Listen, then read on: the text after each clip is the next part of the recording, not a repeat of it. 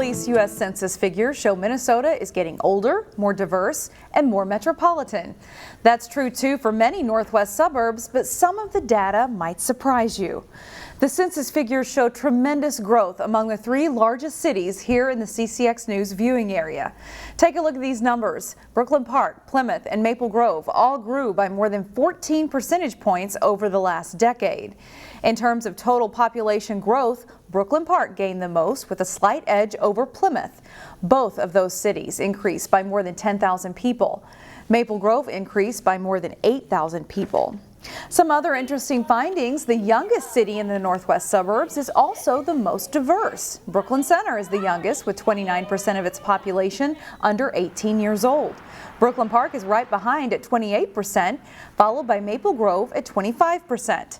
Brooklyn Center leads in diversity, with more than 55% of its population identifying as a race other than white. Brooklyn Park is right behind at 54%, where the census data will eventually have a big impact on the state legislature when it has to redistrict.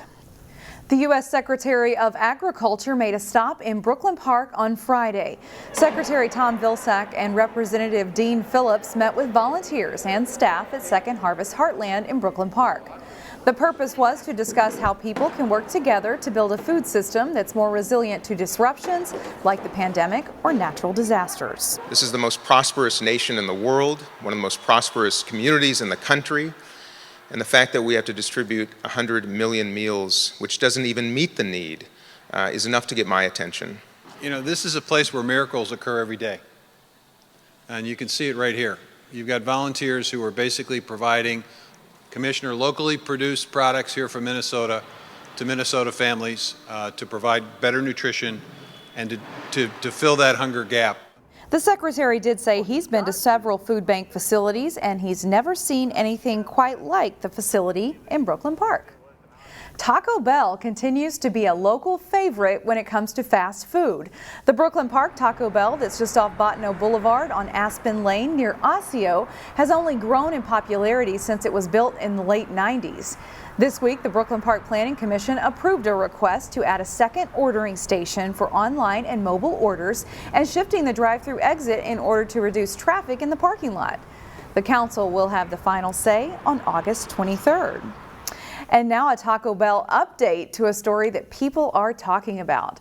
The new Taco Bell concept store that will be an all drive-through is set to break ground this month near Zane Avenue and Highway 610. It will have 4 lanes for mobile and delivery orders. 3 of those lanes will be for people who have already ordered online.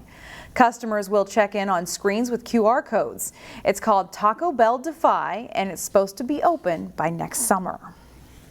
Fans of rapper, actor, and entrepreneur 50 Cent paid top dollar to see him during a promotional event Thursday night at the Brooklyn Park Hy-Vee store.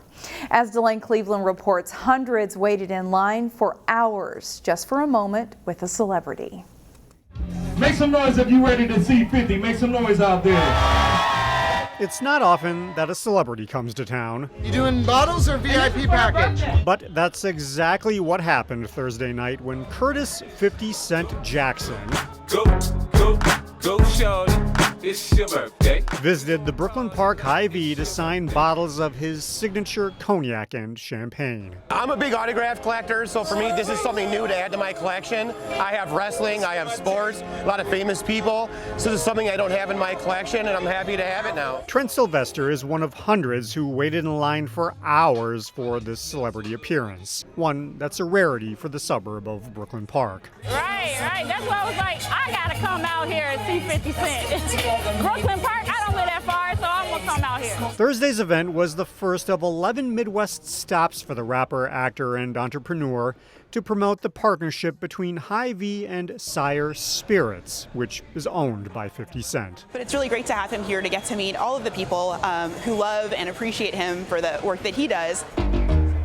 Fans wanting to get their hands on the memorabilia had to fork out between $50 and $70 for a signed bottle. He's starting the VIP now. You'll get a photo and a video, not just a photo. Whereas a VIP package featuring his top bottles cost between $350 and $800.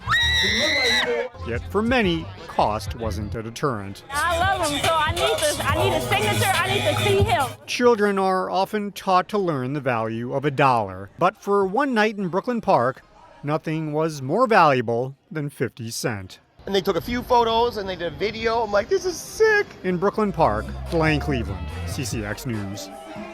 This weekend, there's no shortage of things to do. We'll begin with a craft beer festival called Northwest Passage at the Twin Cities Corn Maze. We'll have an adult-only 21 and up activity for 2 days, which is Friday and Saturday. So we just want to experiment. There's a local brewery. We love to support local business, and so that's what we are doing here. 6 breweries from the North Metro will come together at the Twin Cities Corn Maze in Brooklyn Park for a first-of-its-kind event. There will be food trucks and live music on Friday and Saturday.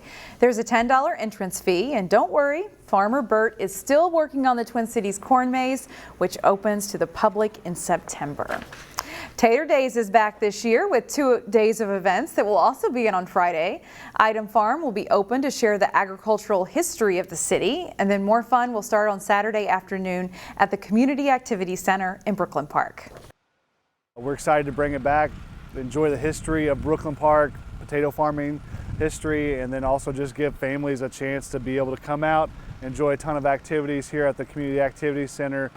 There's a very diverse lineup of live entertainment at the CAC on Saturday starting at 1:30 p.m. It will feature a Liberian singer followed by a drum line, and later in the afternoon a Southeast Asian theatrical group.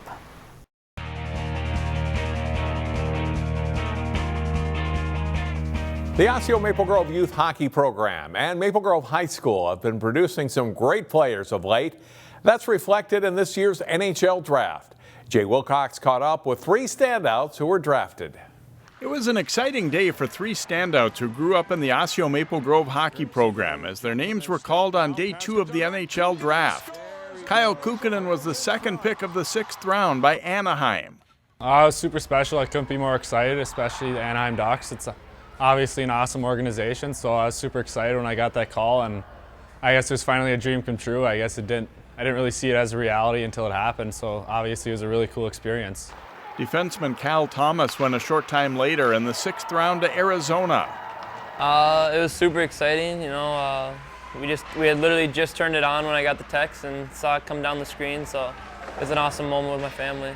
And Justin Janicki, who played high school hockey early in his career for Maple Grove before going to the U.S. Development Program in Michigan, went in the 7th round to the new Seattle franchise.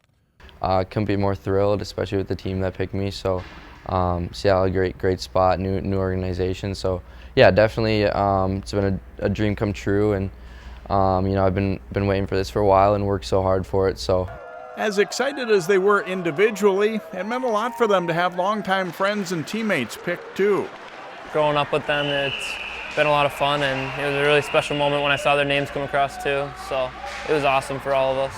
We've obviously grown up playing together and pushing each other throughout it all. So yeah, definitely huge credit goes out to all those guys, and there's so many more that are right there too. And it says a lot for this program here. I mean, people usually go different routes, and I think it says a lot for a guy like me that just stayed at high school. And if you're a good player, the scouts will find you, and if you keep working hard, you're going to reach the goal you want to get to.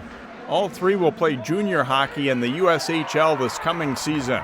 Thomas in Sioux Falls, Kukkonen in Madison, and Janicki in Dubuque before starting their Division I college careers.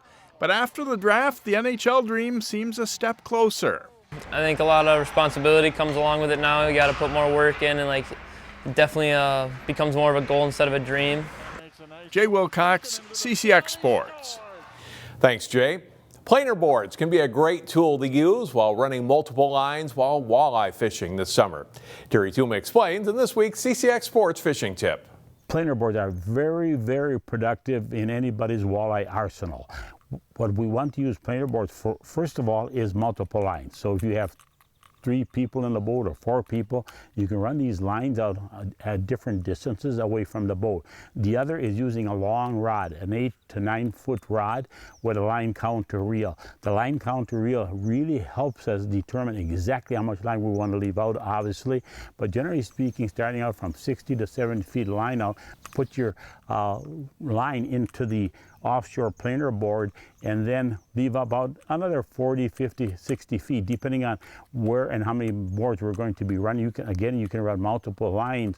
And the other big factor here is that generally you're going to be able to tell that bite running your line here, and you'll be able to tell that a lot of times it'll pull back, a lot of times it'll sort of rock a little bit, but you can definitely tell, or sort of surge, you can definitely tell that you've got a bite going or taking place. And once you get that fish hooked, there's no need to set the hook. Just bring in that planer board real slowly, and then once it gets to the boat, you or your partner can take that planer board off. When you're using planer boards, keep on trolling. If you got a fish on, if it's a big fish, then you want to bring in the other planer board, but otherwise just keep on moving, otherwise you're going to have a tangled mess. Give planer boards a try. They're easy to use and very productive under many conditions.